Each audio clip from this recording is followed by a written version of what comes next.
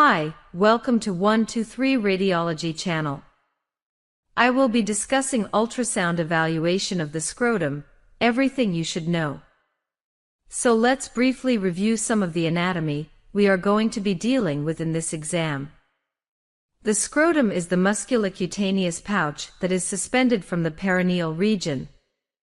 The median raphe is a fibrous band of tissue that separates the scrotum into two separate compartments. Each compartment contains a testes, epididymis, and spermatic cord.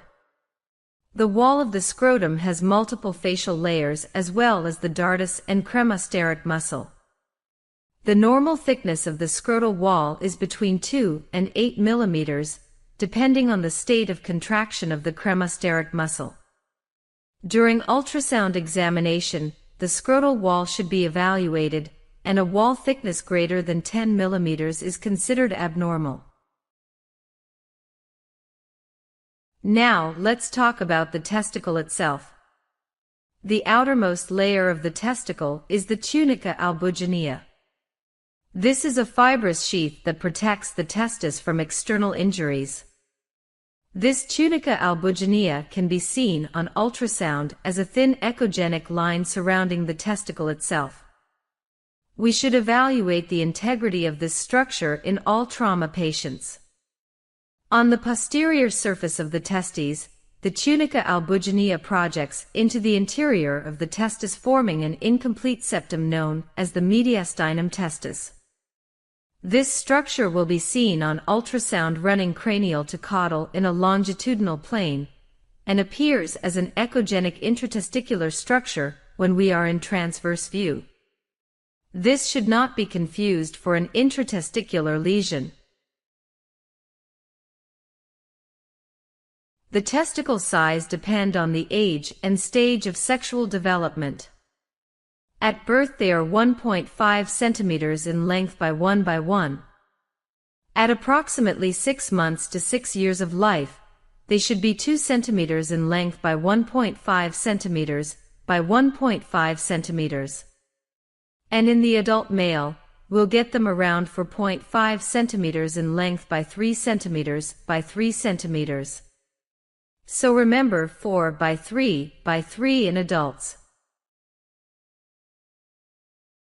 Now the epididymis is a tubular structure consisting of a head, body, and tail. It is located superior to and contiguous with the posterior aspect of the testis. The head of the epididymis, called globus major, lies cephalic to the testis. Looking at this diagram, I want you to understand the anatomy and realize that the epididymis is going to cup the testis itself, lying superior and posterior around the testis. Now, as we said, the head is the largest portion of the epididymis and often seen on routine ultrasound. It should measure approximately 5 to 12 millimeters in size. It is important to evaluate the epididymal echogenicity, size, and texture in all patients. Now here is the most important thing, realizing that the normal echogenicity of the epididymis itself should be greater than or equal to the testis itself, and appear slightly more coarse, as it does not have that surrounding fibrous capsule. Normally, it is hard to get color flow, or we may get little color flow within the epididymis. The spermatic cords running between the abdominal cavity and scrotum within the inguinal canal. They are located superior and parallel to the inguinal ligament. And they contain the vas deferens together with lymphatics, nerves, arteries, and the venous vessels, the pampiniform plexus of veins. The blood flow to the testicles come through the testicular artery. And that artery provides a branch to the capsule of the testicle, which travels around the periphery of the testicle, and gives branches into the testicular parenchyma, called centripetal branches. The differential and cremasteric arteries supply the epididymis, vas deferens, and peritesticular tissues. So here is a diagram, shows that testicular artery extends to the scrotum, and when it comes in the scrotum, it branches into the capsular artery. The capsular artery travels at the periphery of the testicle and gives off these centripetal branches to provide blood flow into the testicular parenchyma. With Doppler we can evaluate the blood flow to the testicle, and typically, we will see the capsular artery more easily than the centripetal arteries. So we see flow at the periphery of the testicle. We may see scattered flow within the testicle itself, which are portions of the centripetal arteries. Typically, we see minimal flow inside the epididymis, less than what's seen inside the testicle. So here we have a longitudinal view of the testis. We can see the capsular artery as well as blood flow inside and scattered throughout the testicular parenchyma. The velocity waveforms of the normal capsular and intratesticular arteries should show high levels of antegrade diastolic flow throughout the cardiac cycle. This demonstrates normal low-resistance flow, something that we should find intratesticular. Now let's briefly review the developmental anatomy. The testes develop within the abdomen and descend into the scrotum approximately between the 7th to 9th month of fetal life. The processus vaginalis appears at about 13 weeks of fetal development as an outpouching of the parietal peritoneum, through which the testis is going to descend into the scrotum. After their descent, the portion of the pouch which extends from the abdominal ring to the near upper part of the testis becomes obliterated, and the lower scrotal portion will remain as a double-layered peritoneal cavity, called the tunica vaginalis. The tunica vaginalis is essential in supporting each testis in place. It anchors the gubernaculum, epididymis and testis to the posterior wall, and creates the vertical lie of the testis within the scrotal sac. If the tunica vaginalis has an abnormally high insertion onto the testis may be left to swing freely within the scrotum, much like the clapper inside a bell. This is going to predispose a patient to testicular torsion, something we are going to talk about a little later in the lecture. Now, as we said, the tunica vaginalis has two layers. The outermost layer, the parietal portion, lines the scrotal wall, and the visceral layer reflects onto the testicle itself. A potential cavity exists in between these two layers, and it is normal to see a small amount of fluid in between these two layers. There are numerous pathological conditions that result in excessive accumulation of fluid in this potential space, as seen in this example of a hydrocele. We are going to move on and discuss a scan technique. We use high-frequency probes of 7.5 to 15 MHz frequency, and these probes are typically linear or curvilinear transducers. A curved transducer may be used if the scrotum is markedly enlarged, or we are dealing with scrotal trauma. Now what about Doppler? You want to utilize the highest Doppler frequency, usually between 5 and 10 MHz. And be able to adjust your color Doppler parameters to use the lowest possible wall filter and color scale settings. Looking at this example here, you will notice that the scale is optimized for low flow states. Lastly, you should optimize your color gain to not artificially create blood flow where there is not any. Scrotal infection can involve the epididymis, it can involve the epididymis and testis, or it can involve the testis only.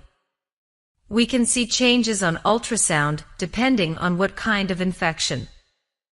With epididymitis, there is thickening of the epididymis, with increased blood flow to the epididymis. There may be a hydrocele, and there may also be an associated thickened spermatic cord. So here we have two patients with epididymitis. You can see in the image above, the epididymis is diffusely enlarged with hypoechoic heterogeneous echo pattern, consistent with diffuse epididymitis. On the image below, the epididymal head sets above the superior pole of the testis, and in this case has a lot of blood flow. As we said before, we typically do not see much blood flow in the epididymis in a normal patient. But when the epididymis becomes inflamed with epididymitis, the blood flow is increased. Another case here, we can see the right epididymis appears normal. With color Doppler, there is a little internal vascularity. But if you look at the left epididymis, it is thickened with hypoechoic heterogeneous echo pattern.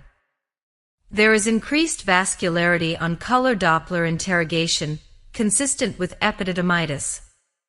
Here is a patient with acute epididymitis, involving the tail of the epididymis more than the head.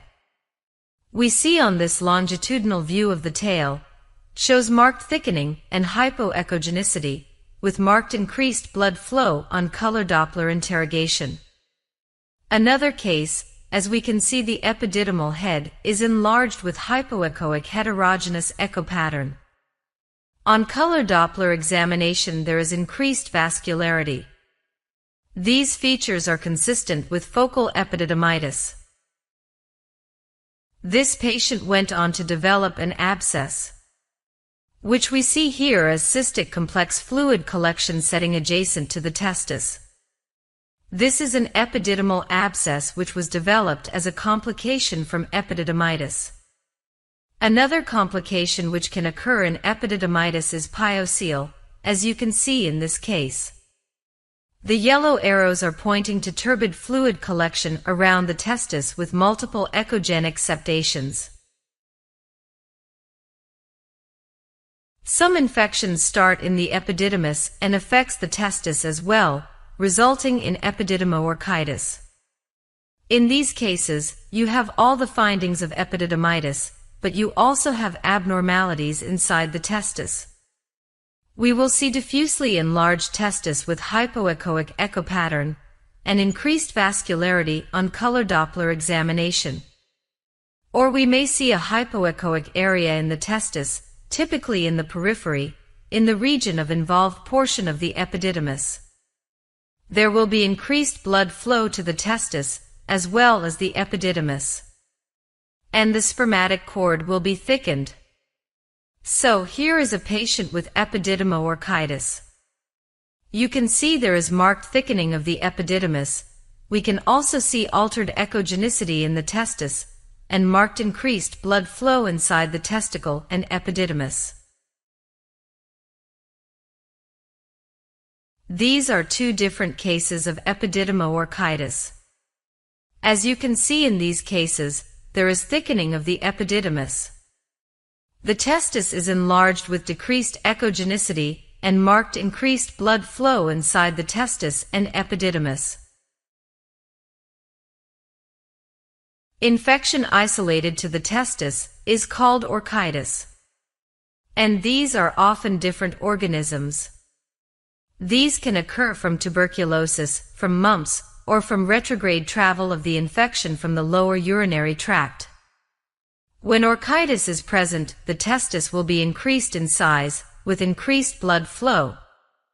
And the echogenicity will be decreased either diffusely, or in a heterogeneous manner. So here is a patient with orchitis. When we look at side-by-side view of the testes, we can see that the right testis is mildly enlarged with relatively homogeneous echogenicity, as compared to the left testis. On color Doppler, there is marked increased blood flow inside the involved testis as compared to the normal left side. These are two different cases of orchitis.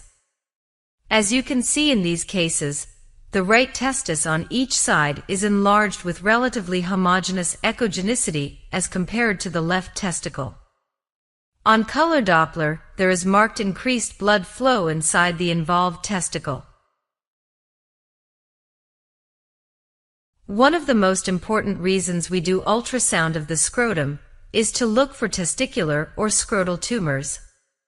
It is important to determine whether a mass in the scrotum is intratesticular, because these masses are typically malignant. or extratesticular, which are usually benign lesions. Testicular tumors tend to occur in young males between 20 and 30 years. Symptoms are lump, swelling, and heaviness. Pain is very unusual, and less than 10% of testicular cancer cases present with pain.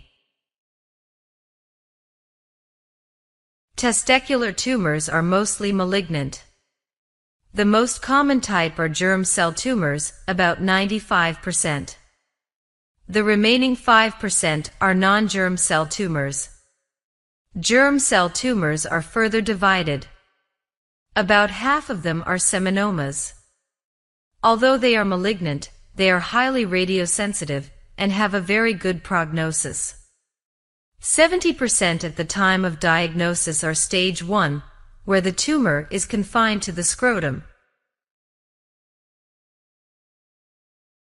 Non-seminomas tumors are often mixed cell type, which can have a spectrum from a benign with the teratoma being at the most benign end of the spectrum, and choriocarcinoma is being at the most malignant.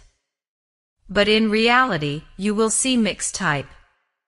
60% of cases at the time of diagnosis is at stage 2 or 3, which depends whether you have metastatic lymph nodes below or above the diaphragm.